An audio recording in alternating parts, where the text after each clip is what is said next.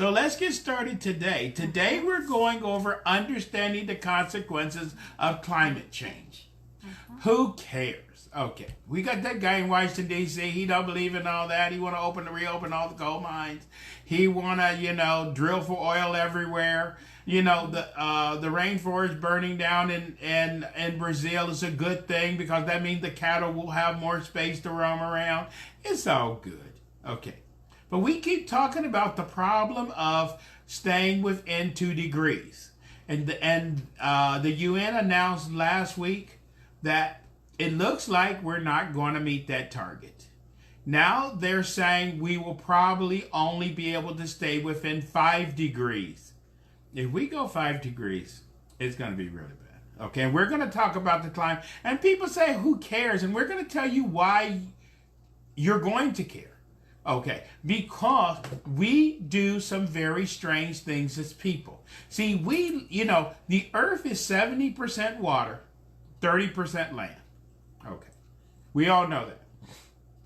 What people don't know is of the land, we only live on 30% of the land and 70% of the land is empty. And people say, Lynn, that's not true. How can you say that? Because everywhere I go, there's people everywhere. And that's true, but it's just like Texas. If you go to Houston and Dallas and Austin, we're like ants. You can't even move. But if you go out to West Texas, and if you go in so many places in America, there's just no people out there. You could just drive for hours and hours and hours, and there's just nothing. Because people like to do herding. We like to live in these very tight, confined spaces. So we like to herd together in New York City and Mexico City and Lagos, Nigeria and in Seoul, South Korea. But once you get outside of those major cities, there ain't nothing out there. Okay. Percent of the land, and a lot of the land we live in, it's just happened we just live in these places where the rain falls and where the fish is at, and we just live in places that it's great to farm. Okay. Now, are we just lucky, or is that happens on purpose? But since we have science today and archaeology and everything, we can look at places in the world that we don't live at today. For example, in the Four Corners area, and where you have Colorado and New Mexico and over there, where you have the Azasazi Indians, that's a big desert now today. In the middle of nowhere, there's totally nothing out there. Now,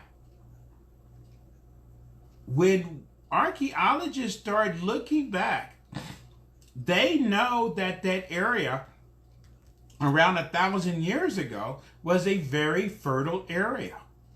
It had corn. Some of those, there were cities in the middle of that desert over there that you had thousands of people in. Okay. The same as what you talk about in the Bible. When you talk about the Bible talk about the promised land being a land of milk and honey. If you go to the Middle East and Israel today, that's definitely not a land of milk and honey over there. It's a desert. Okay. Things have changed. If you go to the Sahara Desert, you can there's pictographs throughout the Sahara Desert that's showing palm trees and lions and zebras and all kind of stuff. Who would be painting pictures like that in the middle of a desert? But when you start digging, you discover very quickly that area is not a desert and was not a desert. Today it is a desert. But what happened to that area, no one knows. Okay. And why did things change? And this is the problem. When you look at the history of the world, people have been forced to move, because if you're living in an area which is very fertile and that area is no longer fertile, you have to go where the food is. It only makes sense. And are we talking thousands of years ago, back in biblical days? No. Some of this stuff have happened very recently. And this is why these government agencies like the UN keep talking about these are environmental refugees, because in certain places in the world, right now where it used to rain is not raining anymore. And this is a big problem in Northern Africa. Northern Africa was already dry. A lot of Northern Africa, like Lake Chad, it had shrunk by almost 80% in the last 20 years because it doesn't rain anymore. And all the people of that area are leaving. Which you say, well, who cares? But when they leave one area and go to another area, the people of that other area is not always very peaceful and happy to see them. I guess you're talking about the southern border of this country. See, you would think if you're having problems in your area and you need to leave, that other people in another area would welcome you with open arms. The problem is, that's your problem, not their problem. You get what I'm saying? And this have happened so many times in the history of the world. It have brought down entire civilization. Most people do not know this is what caused Rome to collapse. Rome ruled the world for 1,000 years. Too many ice ages destroyed Rome. The biggest one was in 400 years after Jesus, where in Northern Europe it got cold, where you could no longer grow grains north of the Rhine. And the people of Germany and Denmark and all those places were starving, and they all moved south to Southern Europe. And you had millions of people crossing into Southern Europe. And Rome tried to stop them from crossing, but those people had weapons. And they wasn't going to starve to death peacefully and quietly. And when all those people entered, Southern Europe, it changed everything. Okay. And this is why, and this happened several times. This was the reason why we all heard about the Vikings and why the Vikings was going around attacking and doing everything. But why was the Vikings from Norway and Denmark from attacking everywhere? Because the weather changed and they could no longer grow food in their own land. So they could have starved to death peacefully and quietly. We would have appreciated that, but they decided not to. And they got on ships and they sailed south. And the Vikings invaded Ireland. They invaded France. Oh my gosh. And it was kind of bad. Okay. And they was not asking permission. This is what is going to happen in the future. As the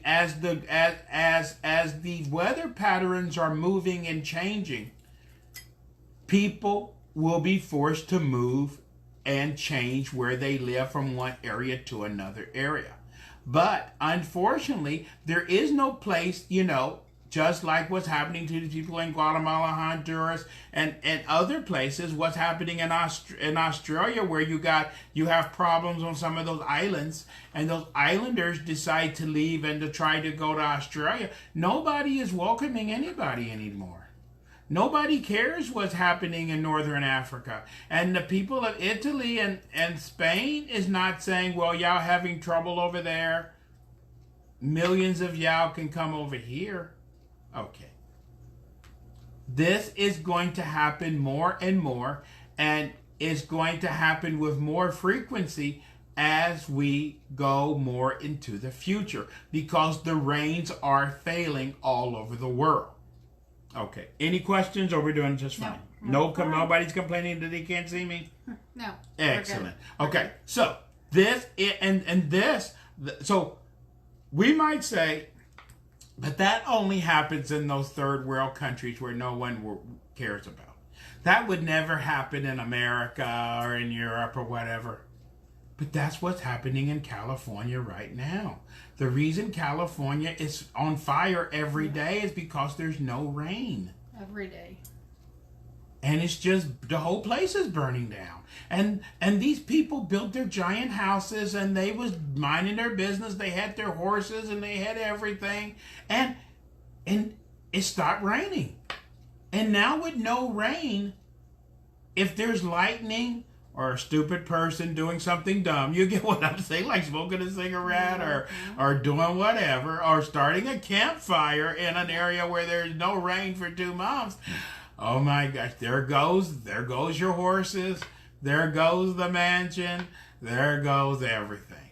Okay. And we can spend millions and millions of dollars fighting these fires, but we're losing because what we need is Mother Nature to drop some water on that state over there. And it's not raining anymore. Okay. You see, the weather patterns have changed. Okay. And this is going on all over the country. And this is why with a lot of farmers, what they're trying to do is to introduce new crops, which are drought resistant, disease resistant, and we're going on to what is called specialty farming now. You get what I'm saying? Okay. To try to make up for some of this. And we're using all these bioseeds.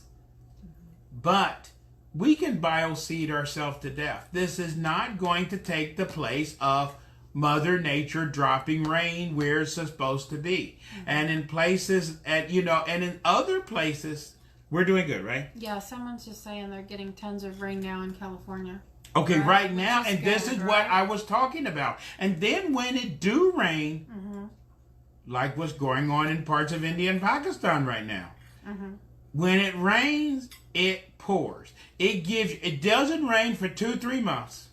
And then it gives you a month worth of rain in 2 weeks. Yeah. So you went from everything burning down to now everything is flooded and being washed away because it can't just you're going from one extreme to the other extreme.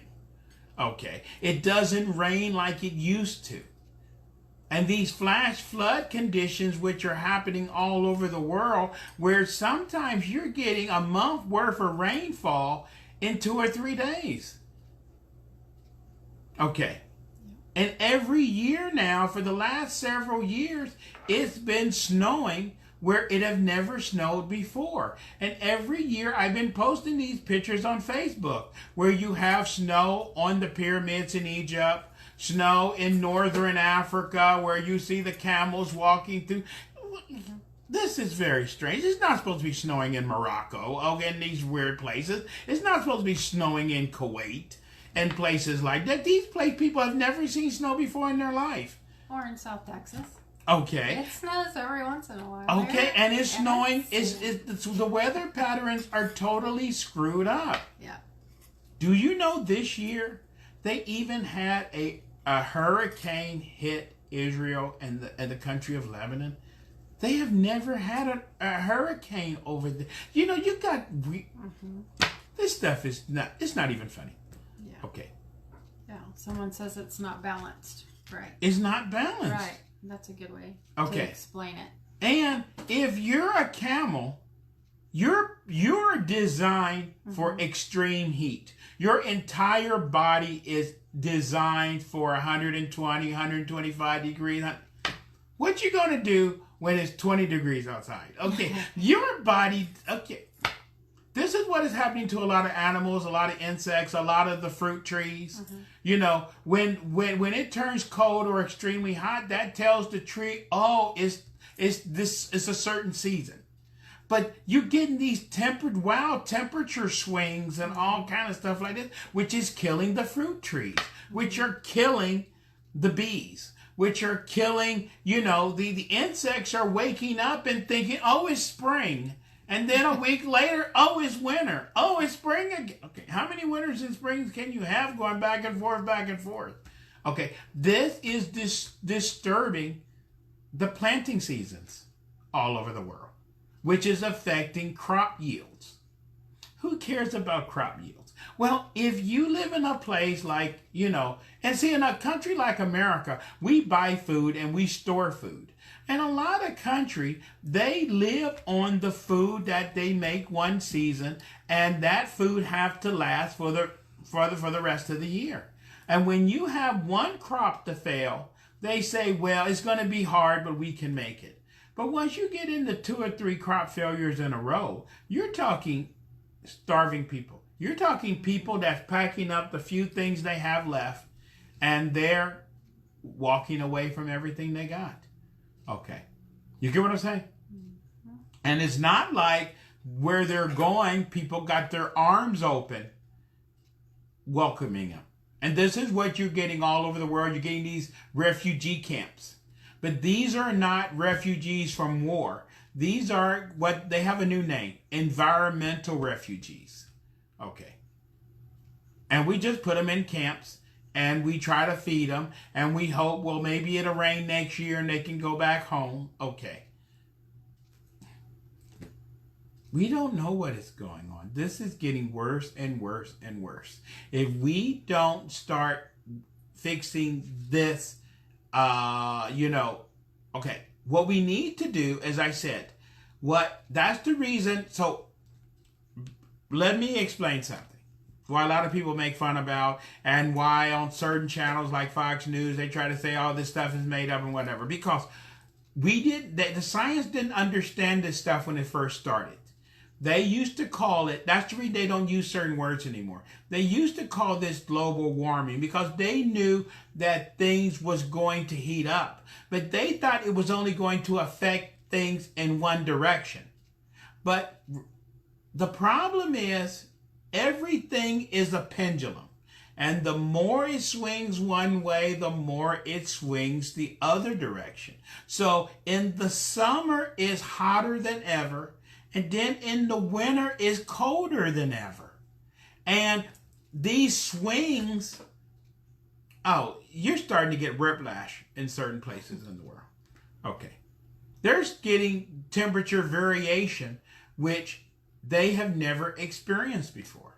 And this affects the crops, it affects the birds, it affects everything. And this is why, which I hate to say, which is terrible, bird population around the world is plummeting. Okay. Because birds migrate from one area to another and they know, okay, it's warm here, it's cold here, we're going to fly to this warm area. And when they get there, it's not warm, it's cold, and they have starved by the time they got there. They don't have the energy to say, okay, let's fly 300 miles this way or go this way. See, nature is dependent upon things being where they're supposed to be, when they're supposed to be. This is also affecting whale migration, where you're having all these, these fish kills and whale kills, because you have certain fish who swim to a certain area because they know, okay, like for example, a certain feeding fish is going to be gathering in a certain place in the ocean. So you have all these dolphins and things that's going to gather to feed on those fish. But the weather patterns have changed and they get there half starved and the fish isn't there. And then they end up starving to death. And then you end up with all these dead fish on the beach. And they tell you the fish, they just died because you see what I'm talking about? This is very, very sad. And again, we can say the magic word, who cares? Okay. But our population of this planet is 7 billion people. We're very dependent upon nature. What are we going to eat? What are we going to do if all the trees die? If all the, we're dependent upon so many things. But in a country like America, or if you live in Europe, if you got problems, if the crop failed in one place, they'll just import it from another place. So instead of using American cotton, we'll use Egyptian cotton, or we'll just get beef from Argentina if the farmers in America is having trouble. See, in a rich country, we can play those games a little bit. It just makes the price goes up at the stores because they have to import the food in. But if you live in a poor country, that's the reason all over the world, if you've been noticing, there are protests. And a lot of these protests, which are going on in Zimbabwe and all these other places in Bolivia and all these places, they're bringing their governments down because the governments are ending price supports, because the price of food and everything is dramatically going up. And the government is passing the price increases on to the people. But the people don't have no money. And of course, they're supposed to starve to death quietly. We all know that, right? But people are people. I'm not going to starve to death quietly. I'm going to make a lot of noise. You get what I'm saying? I'm going to make a lot of noise. Okay. And this is the problem. And people are upset. And they start rioting and burning and this and that. And then the government got to figure out what to do. Okay. And this problem is spreading more and more and more. So we see it in those little tiny countries over there now. And we see it over there. And we're like, those people over there, who cares? Like in the last year, we had major protests in Chile. You had major protests in, in Bolivia. You had, problems in several other countries. It's not affecting Canada or Mexico or United States or England, so who cares? But it's moving up the ladder. We need to do what we got to do. And we can close our eyes and see no evil, speak no evil, hear no evil until it reaches us. And then when these people, when these caravans are, and we got, why is all these people are, marching for thousands of miles? They don't have nothing better to do. Because people will do whatever they got to do to survive. Okay. That's why I live in South Texas. I wasn't born in South Texas. I'm from Ohio. But when the economy of Ohio collapsed, and I lost my job, and I couldn't find a job, and all my bills was behind, I could have starved to death quietly. I decided not to. And I moved to where the jobs were. Okay. You see what I'm saying? People got to do what they got to do. And if I need to move again or do what I got to do to survive, got to do what I got to do. Okay. Nothing I can do about it. I'm not going to just sit here and die peacefully and quietly. Okay. Are you willing to do the same thing? Some people are not. Some people say, I don't care. I'm not going to leave my house. I'm not going to do this. This is what you see in California. You see these massive fires and these people with their garden hose spraying their little houses with their garden hose. And you got flames reaching 200 feet into the air, and they got their garden hose out. You say, oh my gosh. Oh my gosh. Oh my gosh. Okay. Now, maybe sometimes those people win, but in a lot of times they don't win. Okay. Sometimes it's better just to leave the garden hose behind and you just get in your car and gotta drive away. Okay. You can't stop a forest fire with a garden hose. Right? Correct. Okay.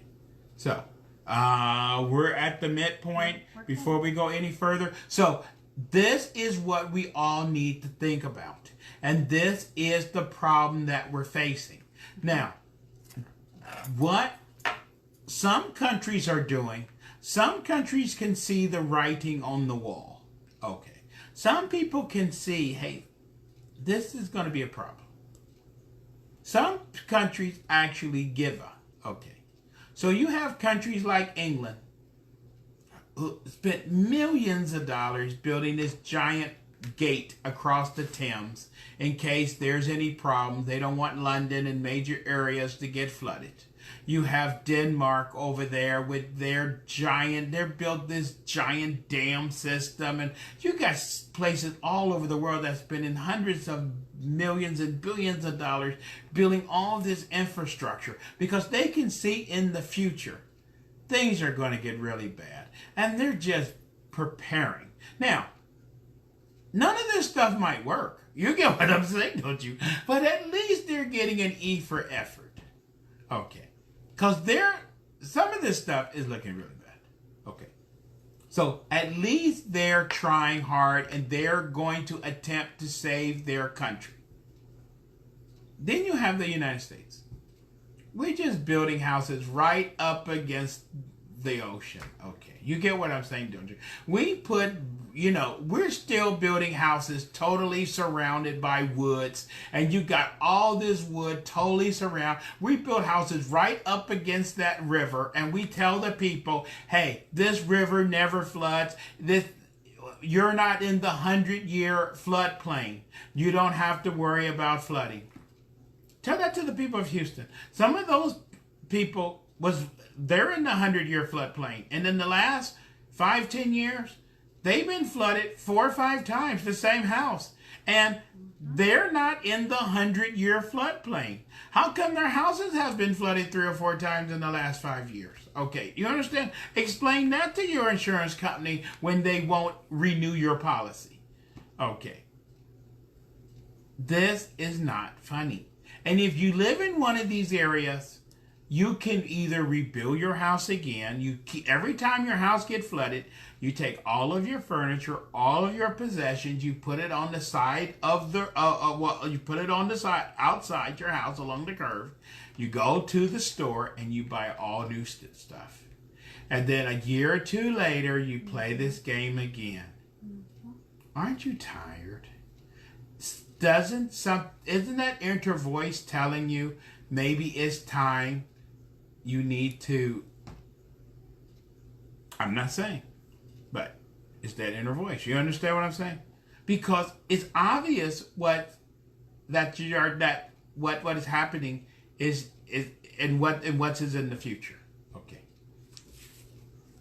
So we're going to take some time to talk about some areas which are problem areas, and some areas that, they're having major problems.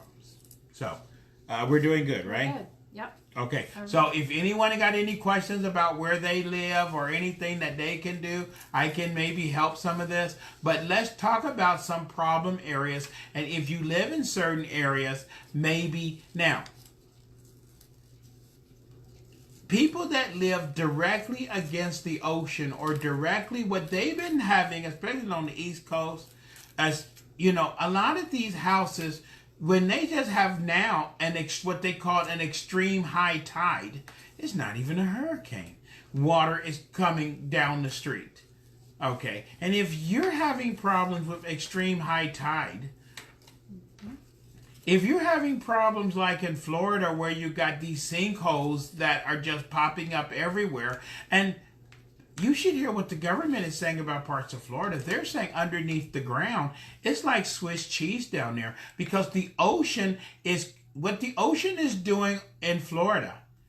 Florida, you got the Gulf of Mexico on one side, you have the Atlantic Ocean on one side, and the oceans they're carving out tunnels between the 2 sides.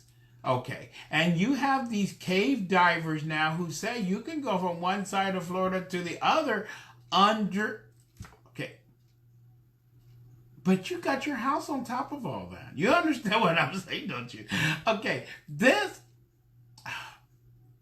some of this stuff, and if your area is a problem, because if you have problems in your area of sinkholes, and there was one over there, and a year later there was one over there, and they're saying everything is nice and safe, and your area is you're probably,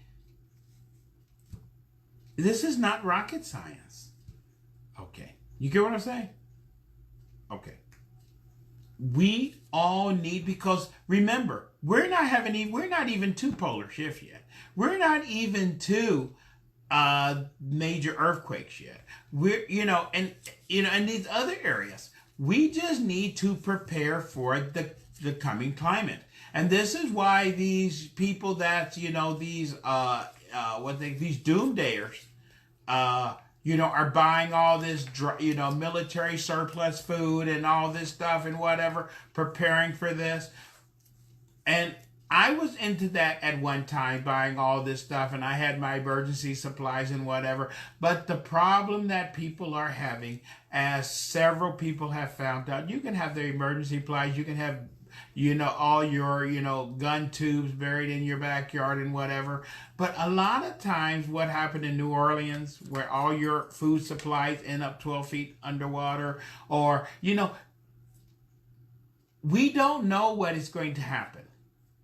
And you need to have your emergency plans where if something happens, you are not tied to a single area. So if you got an emergency plan where you got boxes and boxes and a 5-year supply of food, and there's something going bad in your area, then you can't get in your car and leave, because you're not going to leave your 5-year supply of food behind, right?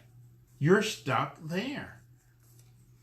And what good is your 5-year supply of food if you're underwater, or if there's a forest fire, or this or that, or you've got everything going on today. You've got to be able to move.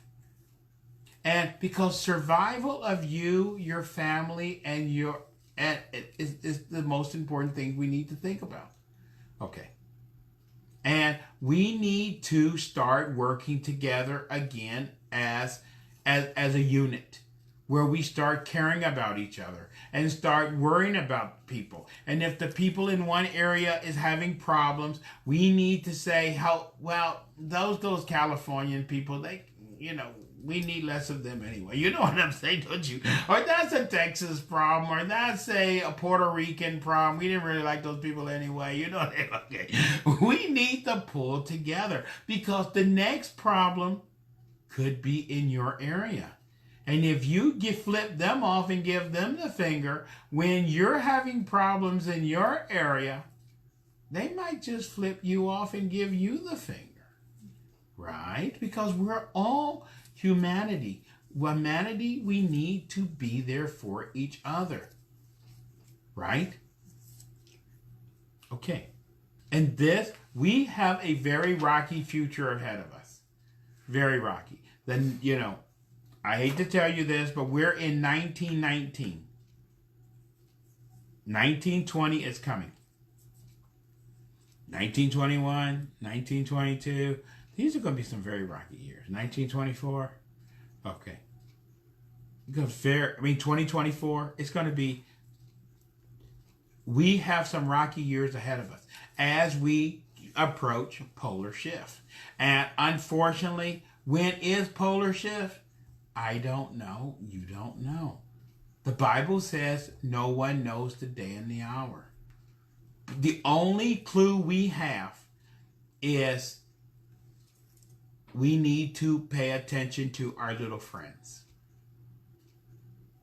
Because our alien friends have been here for a very long time.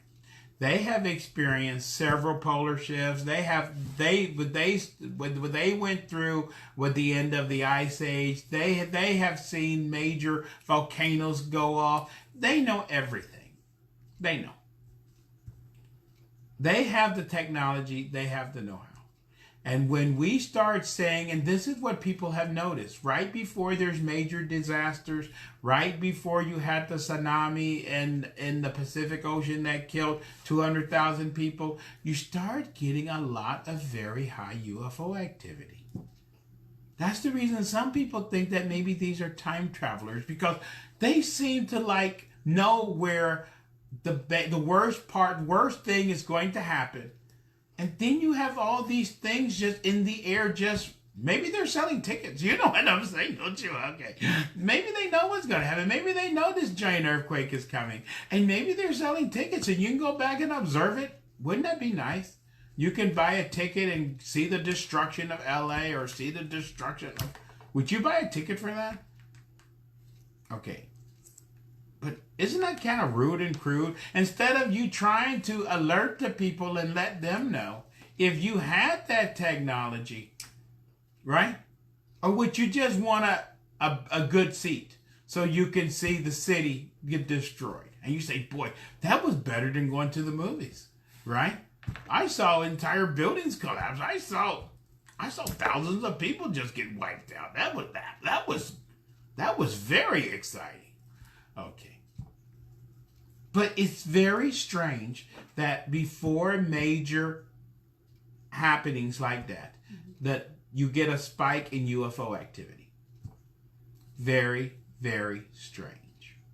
Okay. Somebody's just talking about that we live close to the San Andreas Fault, and there's so much stuff going on in California. And so much stuff going on to Yellowstone. We didn't mention Yellowstone in this podcast. We're going to do a whole podcast about Yellowstone. Okay. But there's so much stuff. And they're picking up all these, what they call these microquakes. And maybe they don't understand how come there can be so many earthquakes. You know, normally when you have microquakes, they come in patterns and then you know the big one is coming. They're picking up so many microquakes all over the place, they can't figure out what is going on. But maybe those giant beasts that we're seeing in these monster movies, maybe they're just waking up. Because people are also hearing these strange noises in the ground and, you know, and everything. See, we have no idea what is going on. We have no idea. No idea. Okay. The only thing we can do not to stick our head in the sand is to know that we're going to have some rough years going forward, and we need to start preparing as a family, as your family. Have a survival plan that in case there's some, especially live in an area that's prone to flooding or prone to fires, you should have that grab bag. You should have those backpacks in a closet. In case something goes wrong, you can grab that backpack that have your birth certificates and passports and everything in there is in a backpack, and that backpack is in your closet over there, because you don't have time. And if you lose your birth certificate today and all your stuff, you can't do nothing today without identification. Okay. You get what I'm saying? You need to put all that stuff in a backpack and set it in a closet.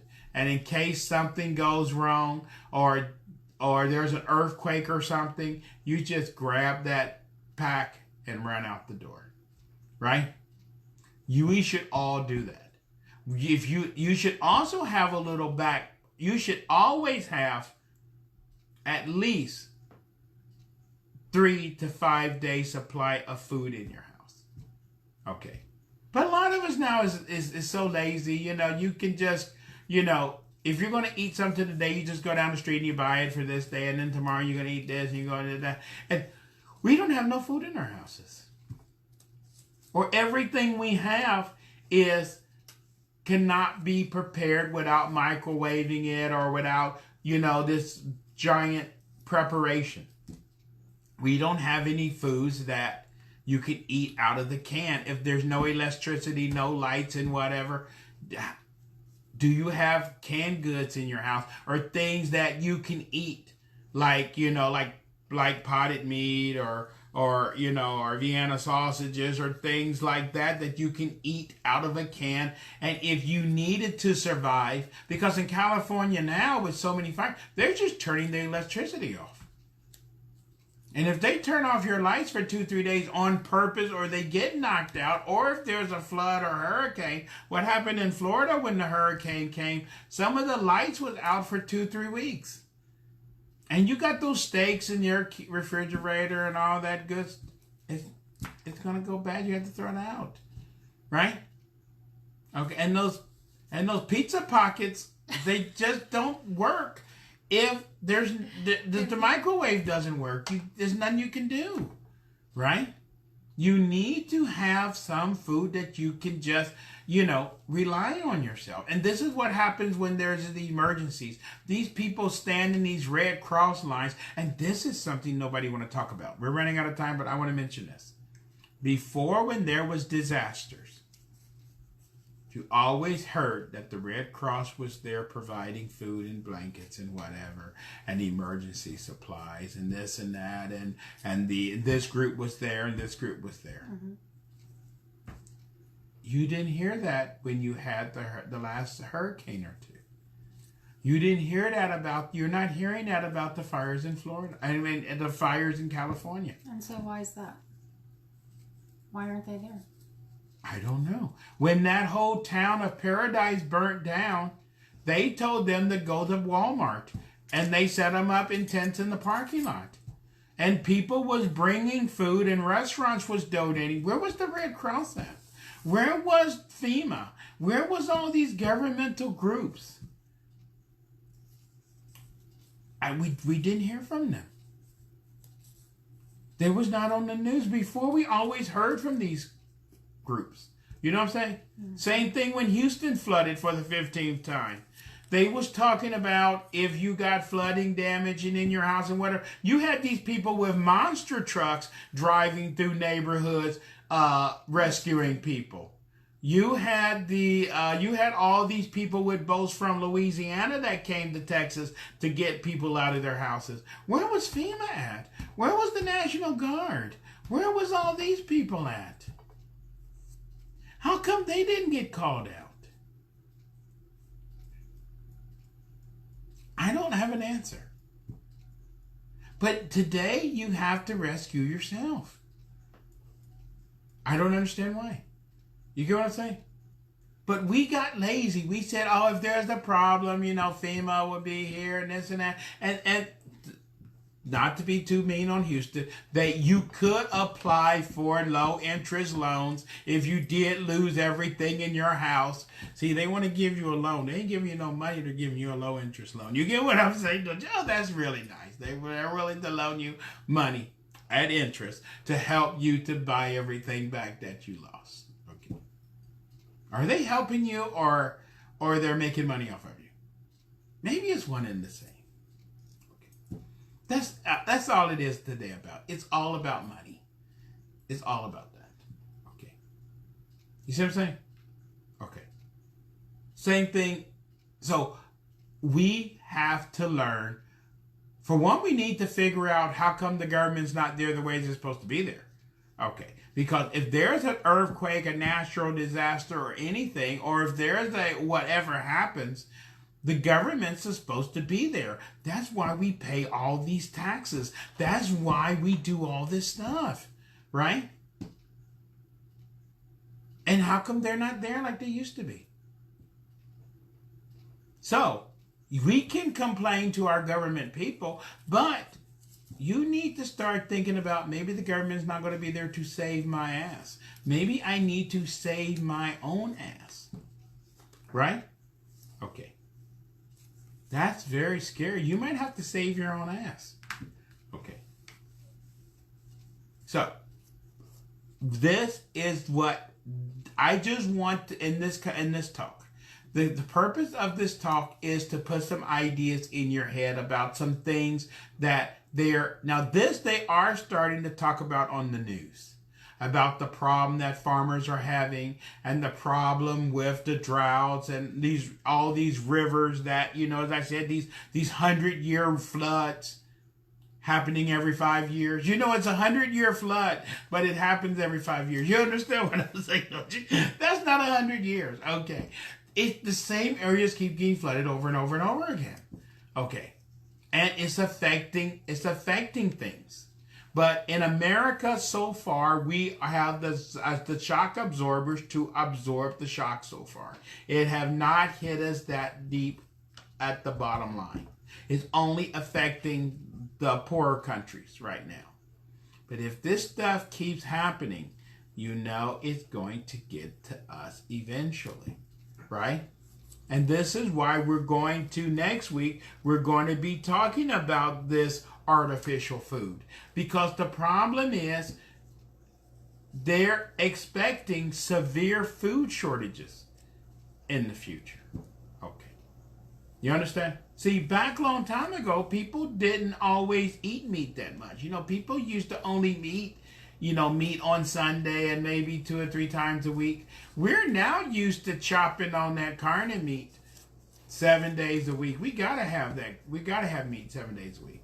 Okay, and now that we're used to having meat every day, now they're talking about in the future there's going to be a shortage. Now they need to wean us back on eating beans. You're supposed to have 1 day of eating beans, and blacks used to eat collard greens and turnip greens 1 day. We didn't have meat every day, but those days are gone.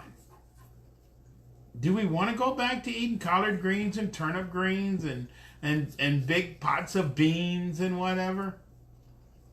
Nobody never say, hey, honey, can you make me a big pot of beans for dinner tonight? Okay, we don't. I don't know what happened, but we kind of lost that. So we have a lot of changes we're going to have to face. Okay. So these are the things you can start thinking about. So in closing, what you need to do immediately, as I said, you need to have your little backpacks. You're going to have two. One backpack that you're going to put by your door is all of your important papers, your marriage certificates, your birth certificate, everything. Don't put it right by the door where somebody can take it or your kid take it to school. Put it near the back of the closet all the way on the shelf. But you know, if case the house is on fire, or in case there's an earthquake, or in case there's a flood, or in case there's an emergency evacuation, you're going to run in that closet, reach on the top shelf, pull that backpack down, and get the hell out. At least you got all of your papers, right? And you can have that other backpack or that box on that top shelf up there, which have your food and some other things. Remember, you need to have a 3-day supply of food in your house. Food that is ready to eat, that requires no preparation, where you can eat, certain type of food like chunky soups and whatever. You could eat them directly out of the can. Okay. You see what I'm saying? 3-day supply. And in 3 days, the government or the Red Cross or somebody should be there to save your ass. If not, I guess we got to make it stretch longer than 3 days. But this is what is going on. So the goal was to keep Earth temperature within 2 degrees of what we have. And as I told you before, if we go past 2 degrees, we got methane problems. We have a lot of problems we're going to face. But the weather is messing up. And if now they're predicting by 2100, the temperature is going to rise by 5 degrees, not 2 degrees. You're talking major changes in where you can plant one crop versus another crop.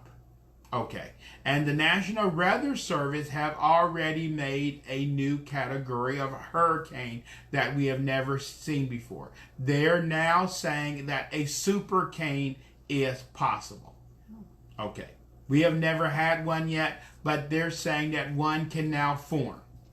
Okay, we can't even survive a level 4 or level 5 hurricane. A supercane is where the wind is blowing over between 200 and 250 miles an hour.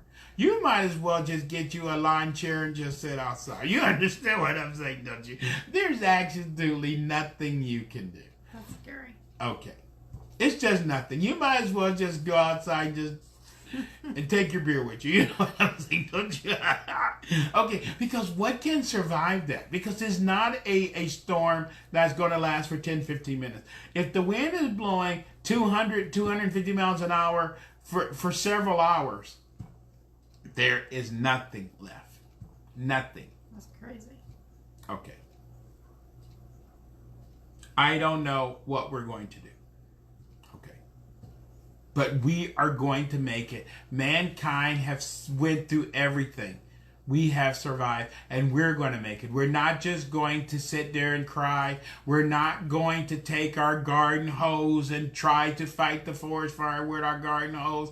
We are going to do what we got to do to survive, and we will survive.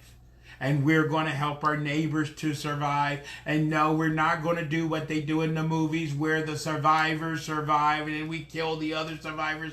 If you look around the world, anytime there's a major disaster, this is what they're trying to brainwash us into, is that if you survive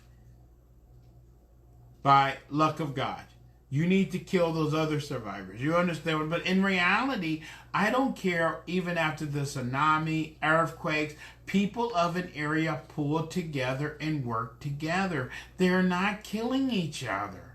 You got to get this out of your head. Okay. You see what I'm saying? But they keep telling us in these movies, if you survive, you got to kill the other survivors because they don't want none of us to survive. They want to get rid of all of us. You understand? So, was this scary?